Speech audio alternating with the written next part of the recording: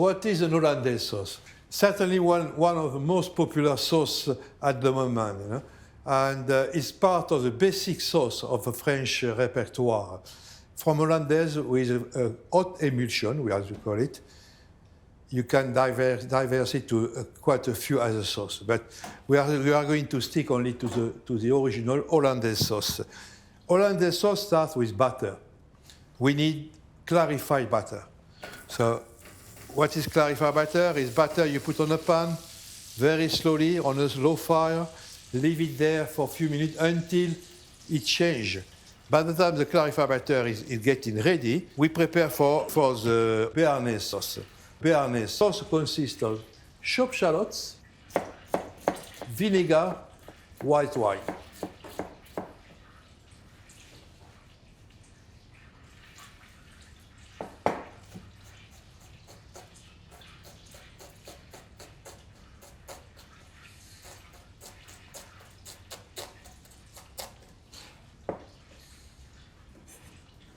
Shallots in a pan, chopped shallots,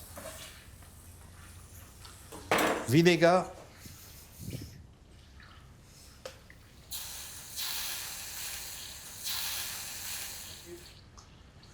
and white wine.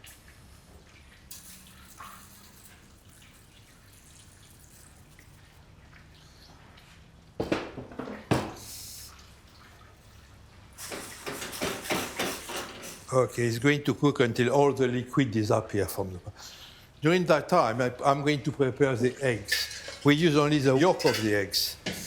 The recipe is for 250 grams of butter. We put 6 yolk of eggs. The little trick is you got to put some water, and a lot of people don't know how much water you put. So if you keep half a shell of the eggs, and you fill it 6 times for 6 eggs.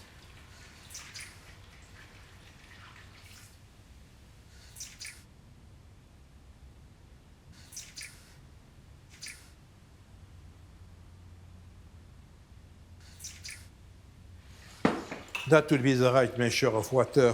Now I'm going to finish the clarified butter with remove the foam. That's it. There, I got the clarified butter. I'll drop it on the pan, gently.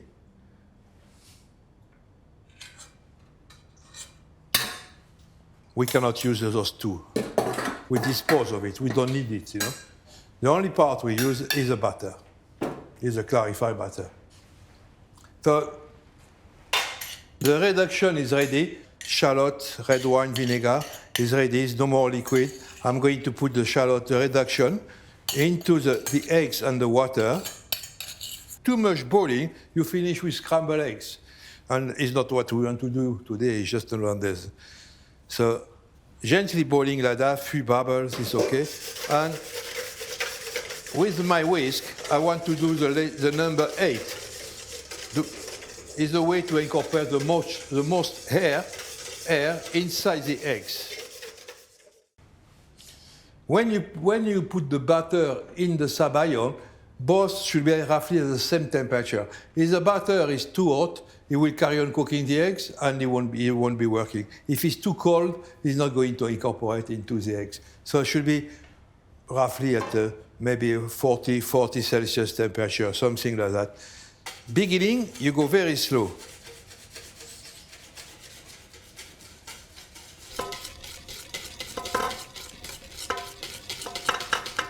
So slowly you put the butter.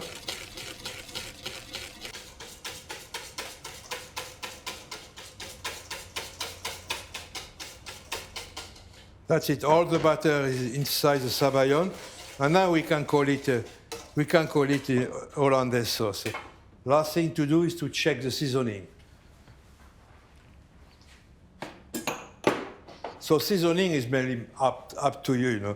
Of course, you got to put some salt, because salt is important. But some people will like it. Depends what you want to eat with your Hollandaise. So some people will put a bit of pepper, but always put the white pepper. The black pepper will leave some marks. And Some people like a bit of acidity in it, a bit more acidity, so they will put a squeeze of lemon, especially if you eat asparagus within season, like that.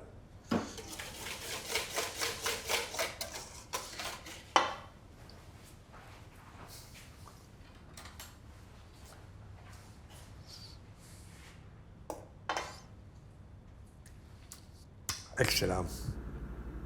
So now we are going to go to the Béarnaise sauce. Just looking for all the liquid to evaporate, just to have the shallot cook in the liquid. I don't want to be too much liquid, otherwise it will make the sauce too liquid and it's not going to work. Béarnaise sauce got a peppery taste and flavor with tarragon. I could have done many more sauce, same system, a sauce choron, different name, but that's the two most important sauce, as you know.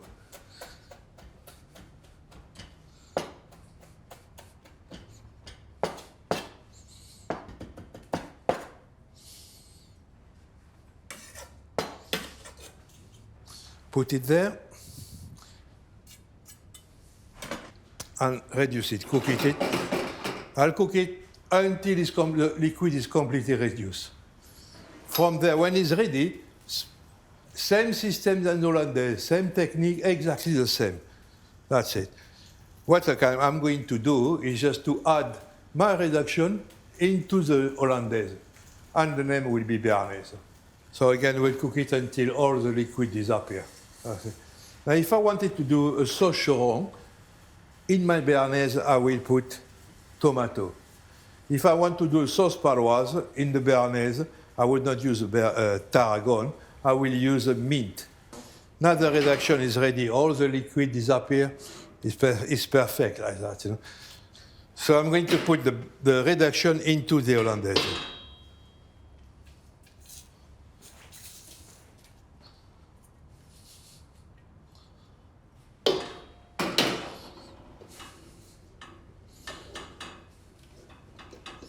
So a Béarnaise should be quite peppery. So make sure you test it. And if you need it, add a bit more pepper.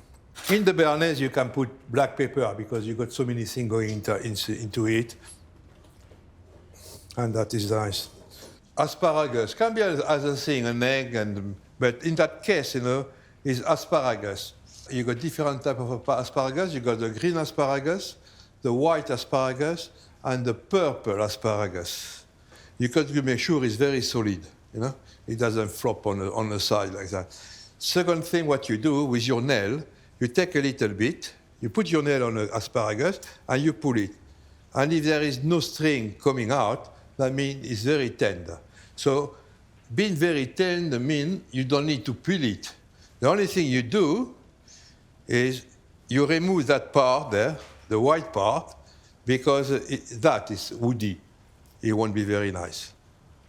So you remove that part. So you make all the asparagus there at the same height, and with a knife, you cut.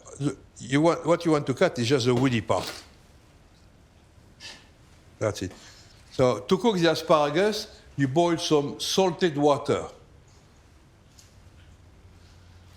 And of course, it depends how long you cook it for, because they've got different sizes of asparagus. I cannot tell you for 5-10 minutes, but they cook quite fast.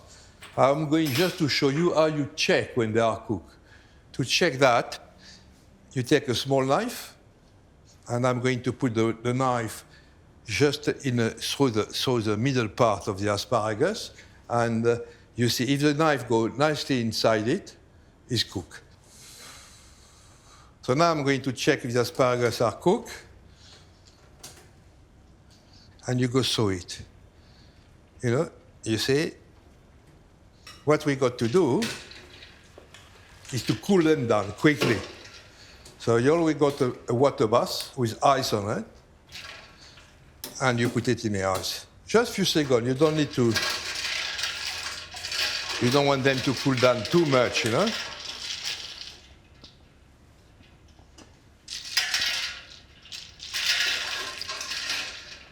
I will put those asparagus on a plate,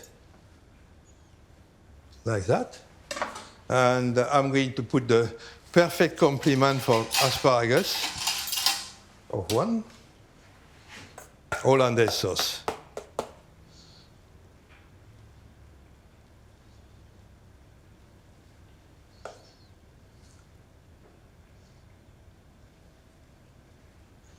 Voila.